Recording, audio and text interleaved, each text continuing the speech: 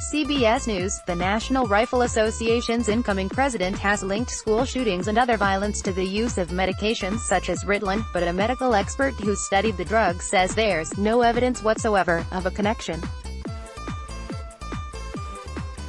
Retired Lieutenant Colonel Oliver North told Fox News Sunday that perpetrators of school violence have been drugged in many cases, and many of these young boys have been on Ritalin since they were in kindergarten. He also blamed culture where violence is commonplace, pointing to TV and movies. North's comments followed the attack Friday at Santa Fe High School outside Houston that left 8 students and 2 teachers dead. Investigators have given no indication that they believe the 17-year-old suspect, Dimitrios Pajortzis, used Ritalin, which treats attention deficit hyperactivity disorder, or other drugs. Pajortzis' attorney, Nicholas Pohl, said Sunday that he was not aware that his client was on any specific medication. He said he was surprised that someone with North's experience with the criminal justice system would make those kind of generalizations with a case that's less than 48 hours old. An NRA spokesman, Andrew Arulanandam, confirmed North was speaking on the organization's behalf and said, "There are others who share this viewpoint." George DePaul, a psychologist at Lehigh University in Pennsylvania whose research has focused on ADHD treatment, said a deeper body of research exists on the effects of Ritalin and similar drugs than of treatments for any other condition in children. He said it doesn't support North's claim. There's really no evidence whatsoever that links treatment for ADHD with Ritalin and drugs like that with violence, let alone gun violence, he said.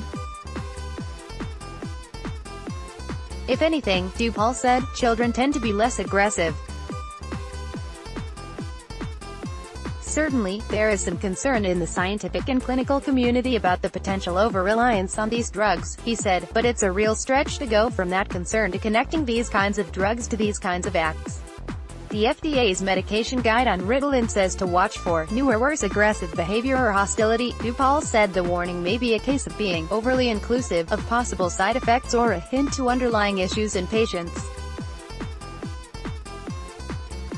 What's more likely is that kids with mental health conditions who engage in this type of violent behavior, it's the underlying condition and not the treatment that leads to this behavior, he said.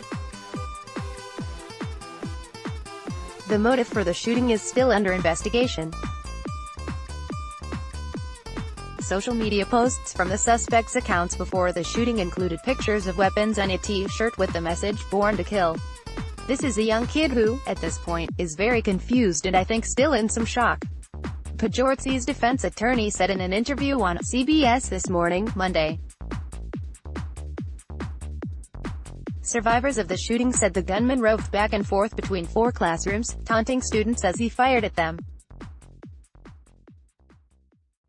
A school resource officer who confronted the suspect was among those wounded. Pajortzis surrendered to officers about half an hour later.